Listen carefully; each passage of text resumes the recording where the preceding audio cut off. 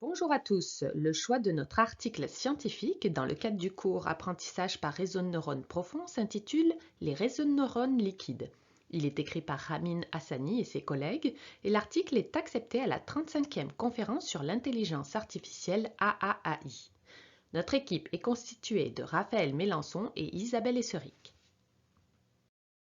Actuellement, les réseaux de neurones que l'on utilise ne sont pas très bons pour s'adapter aux changements.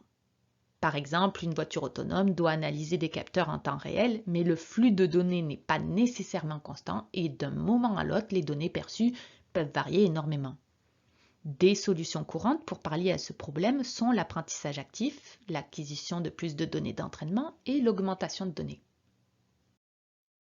Les réseaux de neurones récurrents sont idéaux pour les séries temporelles, mais ne sont pas adaptés au temps continu. On peut voir sur la figure de droite qu'ils ne sont pas réguliers. Les réseaux de neurones récurrents à temps continu règlent ce problème en utilisant un système d'équations différentielles ordinaires et l'on constate sur la même figure que le résultat obtenu est beaucoup plus lisse. Grâce aux équations différentielles ordinaires neuronales, il est aussi possible de réguler la profondeur du réseau de neurones.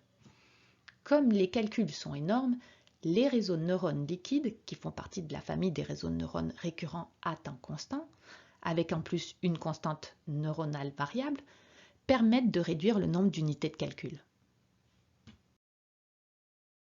Et on cherche plutôt à trouver la dérivée de cette fonction.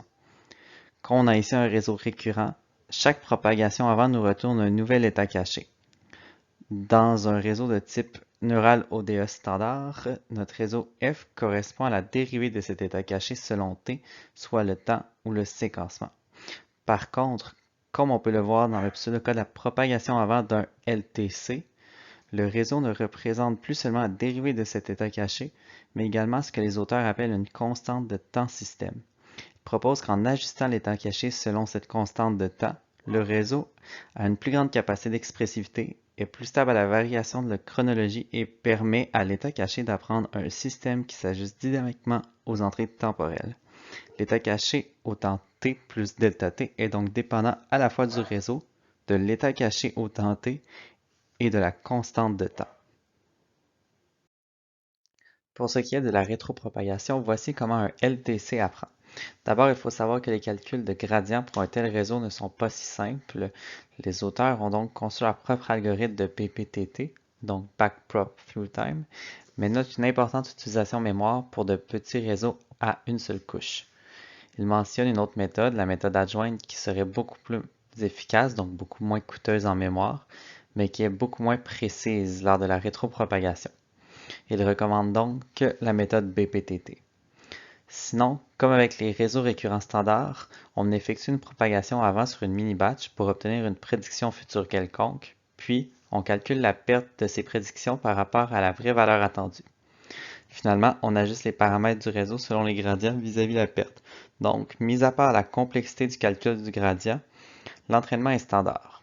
On pourrait donc utiliser d'autres optimiseurs que SDG sans problème, selon les auteurs.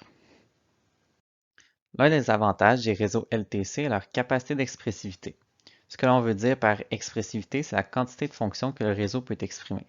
Dans l'article, les auteurs utilisent entre autres la longueur de trajectoire comme métrique d'expressivité des réseaux. Le principe est de donner en entrant à un réseau une trajectoire, soit une séquence de points dans le temps, et de mesurer la longueur de la trajectoire de sortie. Ils ont testé plusieurs configurations de réseaux. Par exemple, ici on voit la trajectoire pour 3 réseaux de profondeur 5 avec activation TANH et obtiennent une trajectoire qui semble indiquer que les réseaux LTC ont une plus grande capacité d'expressivité. Dans l'exemple que vous voyez, le cercle rouge représente la trajectoire d'entrée et les autres lignes les trajectoires de sortie pour 3 types de réseaux. Clairement, la trajectoire du réseau de type LTC explore une plus grande partie de l'espace.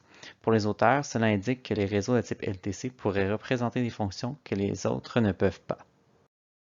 Les réseaux de neurones liquides ont donc plusieurs avantages. En effet, un réseau de neurones liquides nécessite moins de neurones comparativement à un réseau récurrent, puisque ces états cachés s'adaptent plus facilement aux changements, ce qui le rend très intéressant d'un point de vue computationnel. Et le fait qu'il puisse gérer les séries chronologiques à espacement variable le rend plus robuste au bruit et aux changements. Malheureusement, il y a des limitations au moment de la rétropropagation avec les solveurs d'équations différentielles. Dans l'article, Ils font l'hypothèse qu'il n'y a pas de pas de temps manquant, ce qui peut poser problème, et également que l'intégrateur ODE est réversible, mais il n'y a pas d'intégrateur adaptatif réversible pour les ODE de premier ordre. Il reste donc à les améliorer. L'auteur suggère d'ailleurs de rendre les calculs plus efficaces dans le futur. Et pour finir, le fait de pouvoir s'adapter aux changements constants rend le réseau de neurones liquides plus robuste au bruit et en fait un atout essentiel pour la sécurité avec les voitures autonomes. Par exemple, le réseau sera moins perturbé par un changement brusque d'éclairage ou de conditions météo, comme passer d'un ciel dégagé à une tempête de neige. Les réseaux de neurones liquides sont donc très prometteurs, en particulier dans les applications en temps réel comme la conduite autonome et la robotique.